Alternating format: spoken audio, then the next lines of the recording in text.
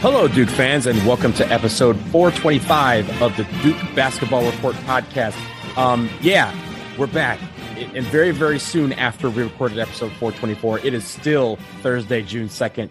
The NBA Finals are on as we speak, but we are going to be talking about some other type of basketball, namely a new player on the Duke basketball team who we've talked about actually in episode 424. He committed for 2023, and now he is reclassifying to the class of 2022. His name is Tyrese Proctor. My name is Donald Wine. That's Jason Evans. That's Sam Klein. You can't see where I'm pointing to, but trust me, those two guys are there. We're just going to get right into it with this announcement that literally just happened a few minutes ago. This decision apparently was a few weeks in the making. The discussion starting with Jon Scheyer, according to Tyrese Proctor, a few weeks ago. So well before we learned that Trevor Keels would stay in the NBA draft. He will not be in Durham this month with the rest of the freshmen. Of course, he is Australian. He has to go through the necessary procedures to get a visa to come to the United States, but he will be eligible to play for Duke this season. And I think on top of that, we've talked about this in the past. He will turn 19 before next year's draft, which means he would have been eligible to bypass the entirety of college basketball to go to the NBA draft next season. That is no longer in the cards. He will be at Duke Blue Devil this fall. Jason, I go to you first. First of all, hi. It's been a few hours since we last spoke. Hey, Donald. Yeah. What do you think about this news? So there are a lot of people out there who are surprised and shocked right now. I'm going to tell you one of the people who is not, and that is me. Folks who read the Duke Basketball Report forums know that on a couple occasions I have said, just because, if Duke doesn't get AJ Green and Trevor Keels, there's a possibility we could have Caleb Foster or Tyrese Proctor reclassify. And when I said that, a couple people, smart posters, people who know basketball said, oh, no, I think Foster's the only one who's talked about it. Proctor hasn't really talked about it. And I was like, I don't know about that. The fact that this kid is going to be 19 for the 2023 draft and would immediately be eligible in the 2023 draft, Duke almost sort of had to do this, I think, because I think there's a very good chance that Tyrese Proctor would have gone directly into the draft.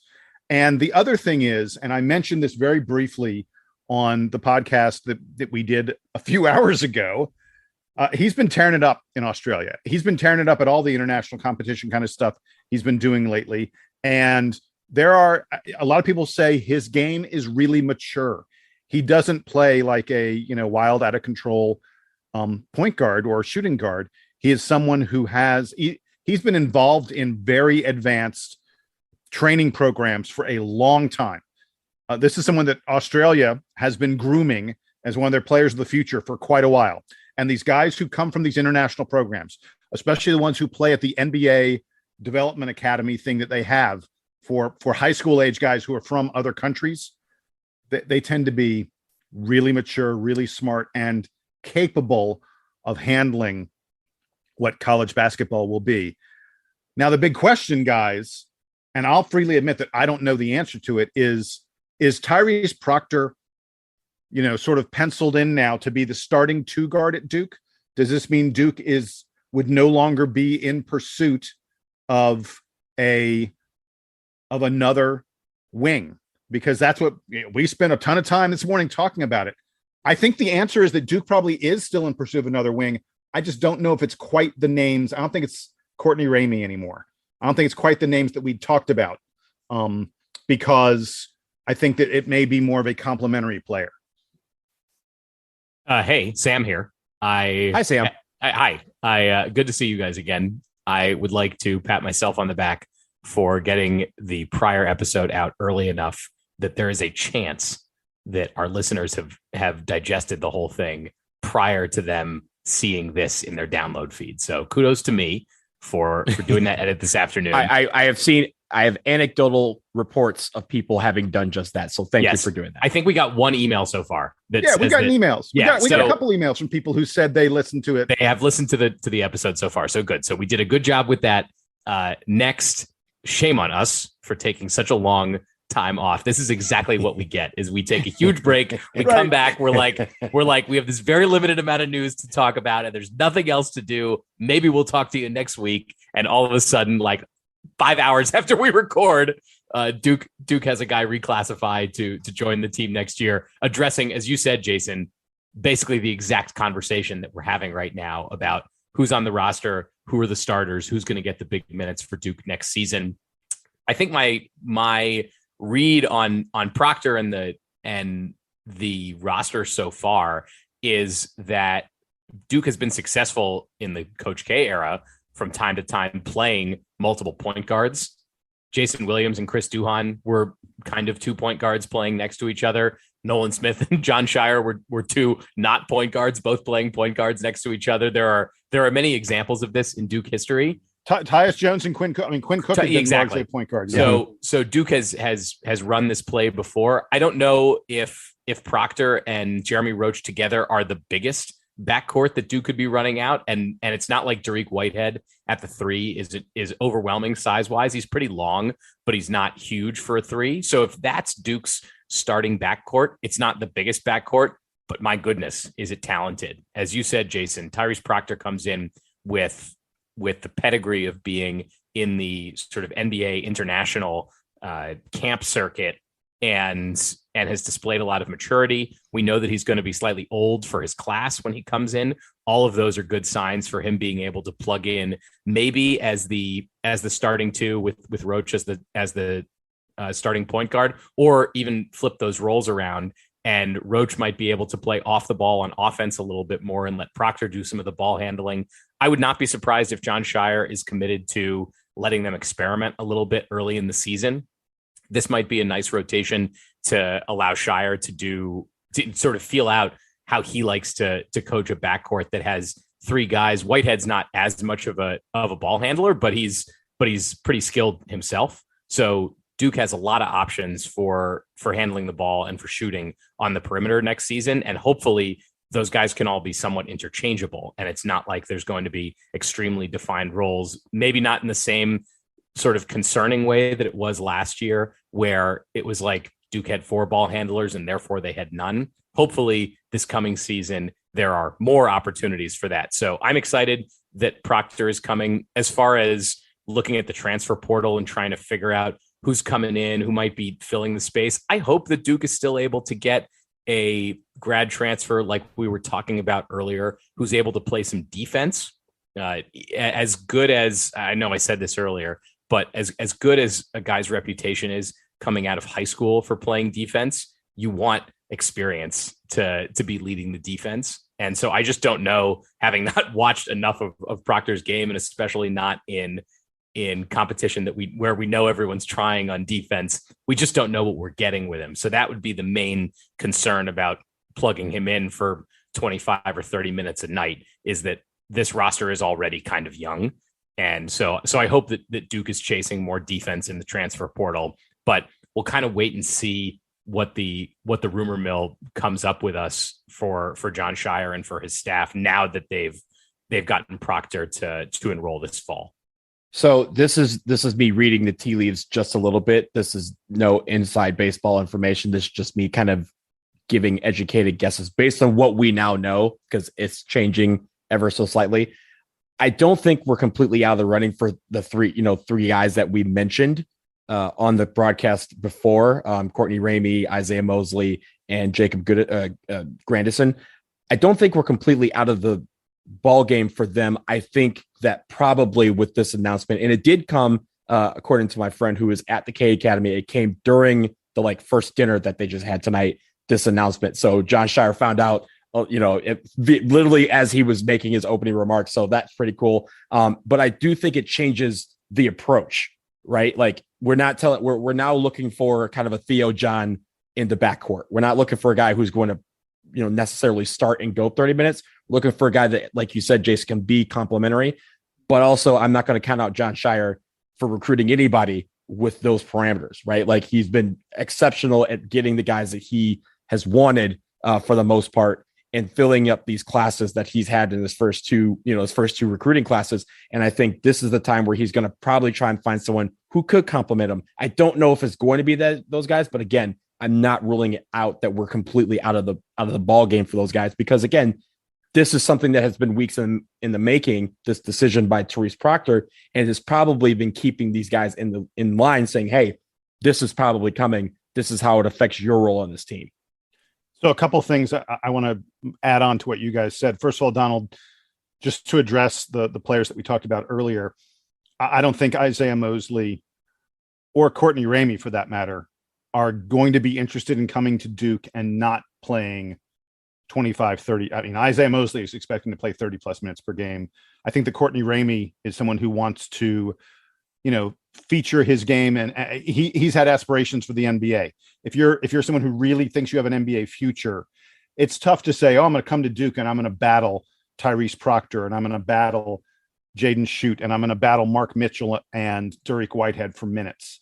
That's a big ask. And that's why I think your summation that, we're looking for a more Theo John kind of type. I agree. I think that makes sense. And to me, that rules out certainly Ramey and Mosley. I don't know about Grandison. Grandison, I don't know what the kid's ambitions are and the such, but it doesn't feel like that might necessarily rule out Grandison in the same way. But the bottom line is, while I'm sure Duke is still going to be interested in the portal, while I'm sure Scheyer is kicking the tires on a lot of guys and seeing who wants to come to Duke and who fits in the such, I feel like with this move, this is a roster that Duke can come into next season and say, yeah, it makes sense. This is a roster that can compete for a national title. And Sam, I wanted to address one thing you said about the size of the backcourt. Tyrese Proctor is 6'4", and he's a broad-shouldered guy, and he has long arms. He's got a 6'7" wingspan. When you're talking about a guy 6'4" with a 6'7" wingspan, that's a guy who's big enough to play the college too. But he's 170, so there's going to be some cookout in his future. I hear you. I agree. He's got to put on some weight. There's no question about it. But this is someone who's capable of playing the college too. And right now, if this roster is what Duke takes into the fall, I think right now Tyrese Proctor probably is the starting two guard for the Blue Devils. And people should know, dude, he's a great outside shooter. He has really good handle. But I think the thing that people are going to be most excited about him is he has deep range and a very, very quick release. And, one of the things that Duke felt like they really needed, I think, was someone to stretch the defense and not allow the defense to clog up the middle, because Durick Whitehead wants to take the ball to the basket. Kyle Filipowski wants to operate in the post. And Jeremy Roach is an absolutely elite at getting into the lane and getting to the rim. Duke needs someone to unclog that middle a little bit for them. And I think Tyrese Proctor is a pretty good solution to that problem. I don't know that he's the ideal solution, and you got to be a little bit worried anytime a kid reclassifies. There are plenty of stories of reclassifications that went great. Marvin Bagley. There are also plenty of stories of reclassifications that didn't go as well. Joey Baker. So, you don't know what you're going to necessarily get from Tyrese Proctor, but I'm pretty excited about this. And I think he is a good fit for what Duke needs.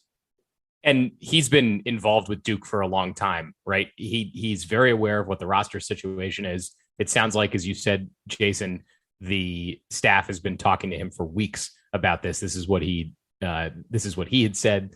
And so I'm sure there are very clear expectations about what he is supposed to be coming in and doing, which is why I feel pretty confident that this is going to work. I wasn't admittedly thinking that this was a high likelihood option. When we were talking about this earlier, I don't even think I addressed it as something that was like, all right, who else is Duke going to plug in at the two here? But I like it if Jon Scheyer likes it. And I like it if Proctor likes it. This is also a big commitment for him to be coming early. Granted, if he's got NBA potential, he could have talked himself next season into just skipping college altogether and going straight to the draft anyway. So he's doing this sort of knowing full well what it means for him, and hopefully the rest of the guys on the team. I'm interested to hear the reactions now that I realized that K Academy is going on. I was actually looking at some of the social media from that earlier. Curious to hear reactions from some of the current players about the fact that Proctor's reclassifying and coming in. I'm sure it's all going to be, smiles and excitement, but I'm looking forward to those quotes. Yeah, and I'm looking forward to the competition that we're going to obviously have in practice. I think the one thing to note is, unlike the rest of the freshmen, as I mentioned at the top, he's not going to be able to come immediately. So there will be a bit of more of a learning curve for him, because it's going to take several weeks for him to navigate the visa process, especially coming from Australia to the United States, and with COVID, especially, we're still not over that sort of thing. Australia has been a lot more strict with regards to people going back and forth. I'm sure he's going to have to figure out all of that if he's just going to come straight to the United States and plan to remain there, or figure out a way for him to also get back whenever there are breaks. Those are little things that he has to work out as an 18-year-old guy trying to go off to college in another country for the first time. So we're looking forward to getting him on campus, but don't expect for that to be anytime soon. But he will be ready for the start of the season in November. One other thing that should be added, and I don't know how significant this is or even how much we'll see from this guy, but Brendan Marks of The Athletic, friend of the podcast, has reported that a guy named Max Johns, who played not a lot, played sparingly for Princeton last year, has transferred to Duke and will be on the basketball team. Now, this is a guy who barely got minutes at an Ivy League school. I don't think there's any expectation that he will be more than deep bench practice fodder at Duke. But it is worth noting that this is, yet another college player, knows what the college game is like, who's come into Duke, who can, maybe help with a little bit of guiding experience for these guys, even if he's not someone who's going to play in games a lot. But I just wanted to add that. And, he's not someone that we were going to do an emergency podcast about, but Max Johns apparently is on the Duke roster and will be a part of the team coming next year. I think you'll probably only see him in the blue-white game and, end of blowouts and such. But, hey, welcome to the program, Max. And if you're not watching, since I did mention that this was going on, you should definitely turn on the finals. Completely off topic, but Chef has been cooking. Yeah, Steph Curry is. We have about 5 minutes left in the first half at this moment of recording, but Steph Curry is amazing, and Jason Tatum almost killed Andre Iguodala. It's a good thing that I think Andre Iguodala already has children, because unclear after the hit that he took that he's going to be able to produce anymore. So we not only reacted to news, Jason basically broke news as well on this podcast. So Brendan Marks did. Shout out to Brendan Marks. Reported it from Brendan. Thanks, buddy. Yeah, but I say that because I had not read that yet. So it was one of those things where we were able to react to it in real time. So I appreciate you doing that. So we're going to leave it here. Episode 425 is in the books. Go listen to 424 first, then listen to this one after you watch the NBA Finals. We'll see you guys very soon. It'll probably be in the next 12 hours or something like that, because it seems like news is coming every 12 hours now. So for Sam and for Jason, I am Donald. Now it's time for the Duke Band to take it off.